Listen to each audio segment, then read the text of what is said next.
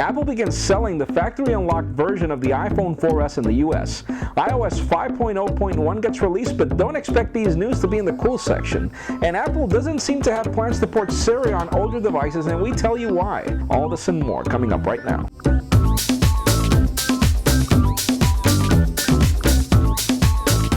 Hello everybody, I'm Jaime Rivera and welcome to the Pocketnow iReview, the show we go through all this week's cool and the not so cool inside the world of Apple's iOS devices. Let's start this week off with the cool.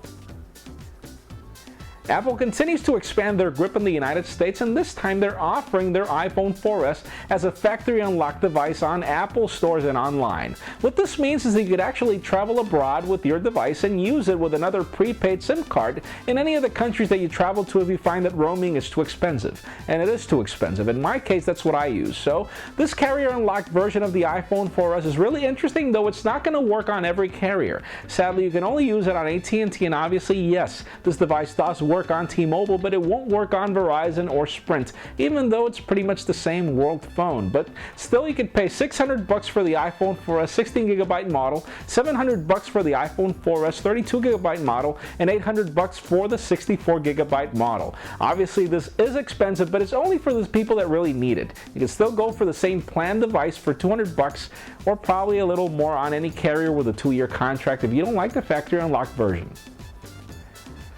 Speaking of Apple stores, Apple has just debuted a new service called EasyPay, which allows you to bring your iOS device to any store and buy anything you want without needing to use a cashier. You could actually just pay for your device or whatever you want with your iOS device right there, and then just pick it up at the store or buy it from home and then pick it up eventually. It's kind of a neat service that it seems that Apple's bringing to the table because you don't have to wait in line to buy your device whenever lines get really big for you to buy your new iPad or iPhone when it comes out in the future. Now, it does seem to be interesting that Apple's figuring out ways to make consumer experience more convenient when using stores. Really good idea. Hacking has been quite busy lately on iOS because, first of all, famous hacker and developer Charlie Miller just showed us how to run unassigned code on your iPhone with a couple of really interesting leaks and exploits that he found out there. Now, interesting enough, you can expect that the guy lost his developer account once Apple figured out what he did. Aside from that, it does seem that somebody figured out how to pull this really neat band on top of the keyboard that allows you to bring those suggestions that are actually controlling the keyboard for new suggested text whenever you're typing the wrong word, just like you do in Android. Now, it's a really interesting hack that does not need for you to jailbreak your device, so hit the link in the description as we show you how to get it done. And while it also seems that somebody figured out how to bring panoramic photos for iOS devices, this does require a jailbreak, so hit the link in the description for details on how to get it done also. And well, Consumer Reports is at it again. Initially, they weren't recommending the iPhone 4 because of antenna gate, but now they are telling everybody that the iPhone 4S has no problems with the antenna.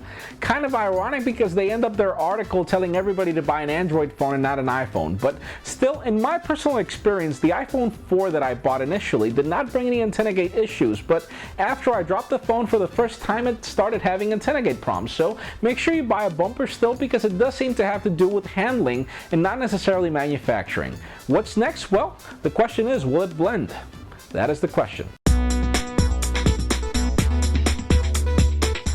That does it for the cool. Let's continue on with the not so cool. iOS 5.0.1 was released to the masses, but why is this in the not so cool section? Well, first of all, iPhone 4S customers are not having any better battery life, and hey, even iPhone 4 customers are now complaining of problems with battery. So it does seem that people are having problems with the battery, problems with FaceTime, some people are having problems with iMessage, caller IDs, and just about everything. So you'd think that Apple would have figured it out, but it seems that they haven't.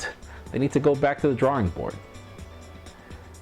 And well, the saddest news this week is that it seems that Apple won't be offering their Siri service to other iOS applications in the past. And ironic enough, it does include the iPad 2, which has pretty much the same specs, only in a larger housing. So I'm not really sure what Apple's saying that they won't support it now. iFixit came on record recently to tell everybody that the iPhone 4S brings a new proximity sensor that actually turns on a little more and allows the phone to detect when it gets on your ear for you to be able to talk talk to Siri. Now, interesting enough, I mean, what's wrong with the fact that you could actually bring Siri to older devices and just not have that feature when you raise your phone up to your ear and be able to talk to Siri? That's all Apple has to do. So it does seem that this is the crown jewel for the iPhone 4S. It's pretty much the only selling point, so sad news for us old customers. That's it for today's show. Thank you very much for watching. I'm Jaime Rivera. Remember to give us a thumbs up if you like what you saw. That's it for now.